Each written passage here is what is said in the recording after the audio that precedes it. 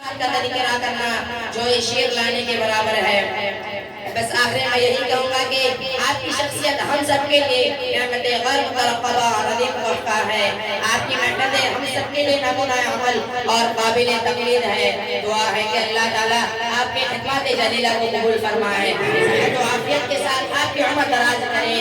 آپ کی اولاد بس بلکہ نسلوں سے دین و ملت کی خدمات کا کام لیتا رہے، اور اب ہم سب کو آپ سے انتہائی ادب و احترام کے ساتھ بھرپور استفادہ کی توفیق عطا کرے، آمین یا رب العالمین۔ آخری میں شعر پر اپنی تقریر ختم کرتا ہوں۔ کسی نے کیا خوب کہا ہے، یہی ہے عبادت، یہی دین و ایمان، یہی ہے عبادت، یہی دین و ایمان، یہ کام آئے دنیا میں انسان کے انسان۔ وآخر دعوانا الحمدللہ رب العالمین۔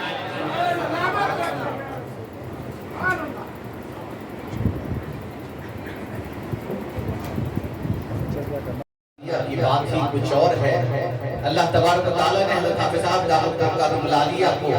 ایسی منفرد و جامع شخصیت بنایا ہے کہ آج کے اس دور میں سچائی، ایمانداری، وفاداری، خودداری اور احساس شدید کا دوسرا نام حضرت حافظ صاحب ہے۔ حضرت حافظ صاحب کے تعلق سے اگر کہا جائے تو شخصیت ایک ہے، لیکن کئی ادارے، کئی مطلب جیسا کہ ابھی تقریر میں اس طالب علم نے کہا کہ حضرت حافظ صاحب کی شخصیت ایک انجمن ہے۔ یقیناً حضرت حافظ صاحب کی شخصیت ایک انجمن ہے۔ یہ دیکھ کر بھی دماغ دم ہو جاتا ہے کہ ایک ہی شخصیت کو اللہ نے کیسی اتنی ذمہ داریوں سے نوازا ہے کہ ایک ہی شخص ہے لیکن مرکز خدمت خلق کی دیکھ بھال ہے، ایک ہی شخص ہے مدرسہ صفہ کی نگرانی ہے، ایک ہی شخص ہے مدرسہ صفہ چبوترا سے وابستگی ہے، ایک ہی شخص ہے جو اپنے آپ میں عامل قرآن بھی ہے، حافظ قرآن بھی ہے، ایک ہی شخصیت ہے جو پیر طریقت بھی ہے، ایک ہی شخصیت ہے جو مبلغ اسلام کے حیثیت سے بھی کام کر رہے ہیں۔ ہم تو یہی کہیں گے حضرت حافظ صاحب کو کہ آج کے اس دور میں اصلاح معاشرہ کا اتنا بڑا مشن جو حضرت حافظ صاحب لے کر چل رہے ہیں،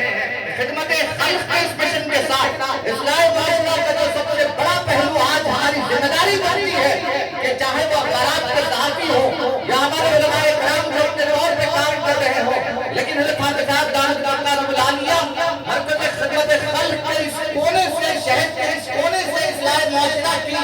وہ تحریک چلا رہے ہیں کہ ان کی زندگیوں میں اللہ تبارک و تعالیٰ انقلاب برپا کر رہا ہے اور ایک حسین انقلاب برپا ہو رہا ہے۔ حضرت حافظ صاحب دامت برکاتہم العالیہ کی 30 سالہ زندگی کا نچوڑ یہ بھی ہے کہ حضرت حافظ صاحب دامت برکاتہم العالیہ کو اللہ تبارک و تعالیٰ نے ایک زبان کو عطا کی ہے جو مریضوں کے حق میں تریاق ہے، تو دوسری زبان وہ ہے جو لوگوں کے دلوں پر اثر کرتی ہے۔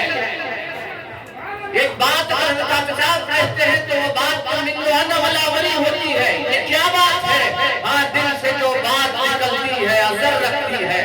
پر نہیں طاقت پرواز اگر رکھتی ہے، اور یہی حضرت حافظ صاحب کی 30 سالہ خدمات کا نچوڑ ہے۔ حضرت حافظ صاحب دامت برکاتہم العالیہ کی خدمات کا آتا بہت کم وقت میں یا بہت کم اوراق میں یا بہت کم صفحات پر ناممکن ہے، لیکن آئیے حضرات اس سے پہلے حضرت حافظ صاحب دامت